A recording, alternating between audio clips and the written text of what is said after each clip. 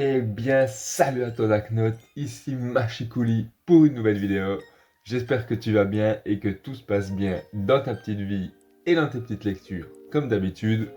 Aujourd'hui, on se retrouve pour un nouvel épisode de la Zaknotech 2.0. Voilà, on arrive gentiment à la fin de cette Zaknotech. Il me reste plus que 2 œuvres à lire au moment où je tourne cette vidéo, donc j'ai déjà bien avancé, j'en ai déjà lu des bouquins, des BD, des BD pas du tout, des comics, car aujourd'hui on va parler de comics et des mangas, j'ai déjà lu pas mal de trucs. Voilà, j'ai brisé le suspense, mais bon, de toute façon, en voyant le titre et la miniature, tu savais déjà de quoi on allait parler aujourd'hui. Je te donne mon avis sur Batman et Robin, Tueur Né, tome 1. Alors je sais pas si c'est Tueur Né, c'est le titre du tome 1. Je pense que oui, parce que le comics doit s'appeler Batman et Robin. Alors, c'était la toute première fois de ma vie que je lisais un comics. Et c'est marrant, mais je pensais vraiment que les comics, ça avait un gros potentiel de m'intéresser. Et en fait, je crois pas tant que ça.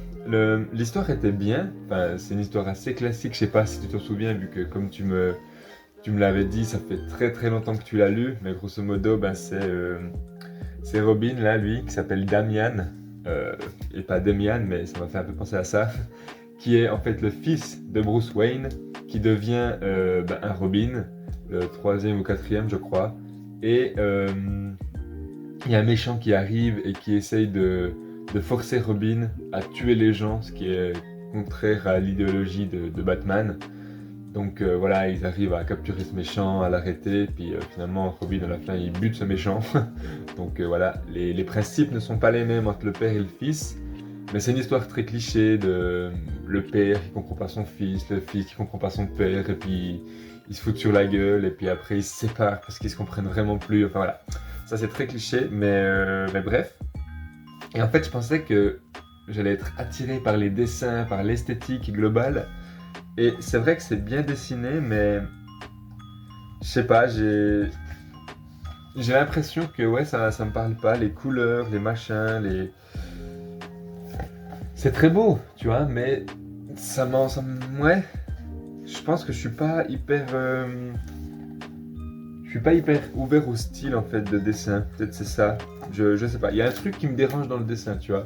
Peut-être c'est que ce comic-là, peut-être les autres sont bien. Enfin, je sais pas.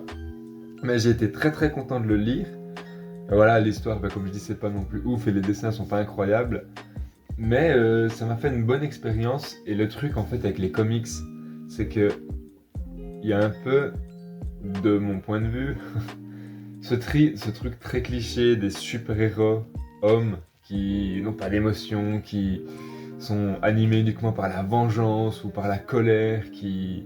C'est très très cliché, je trouve, d'un comportement toxique un peu de la masculinité. Et ça me dérange un petit peu, mais ça, c'est peut-être juste moi qui vois des soucis partout, là où il n'y en a pas forcément. Bref.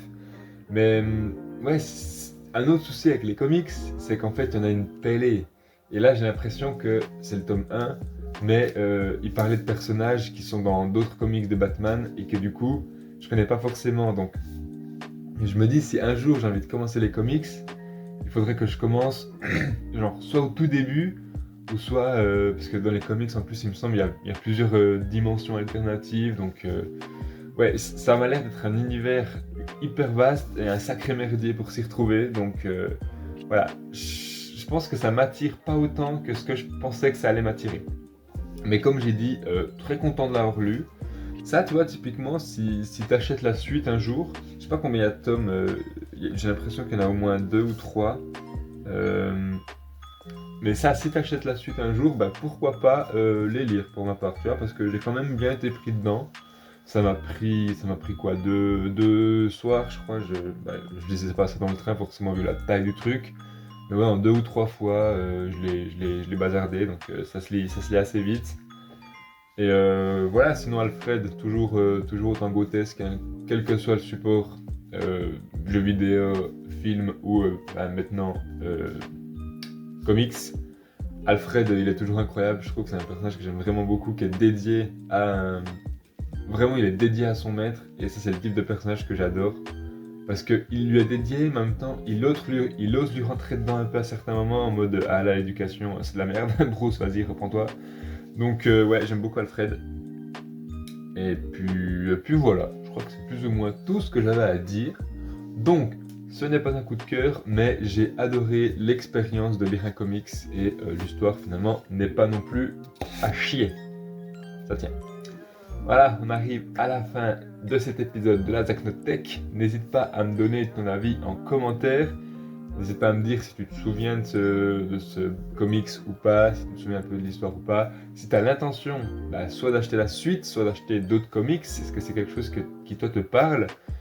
Moi j'ai l'impression que ça m'aurait plus parlé en étant adolescent et maintenant en tant qu'adulte, peut-être moins. À l'époque où voilà, je jouais beaucoup à un jeu Batman, je sais plus lequel. La trilogie de Nolan venait de sortir, enfin c'était un peu la hype autour de Batman, pardon.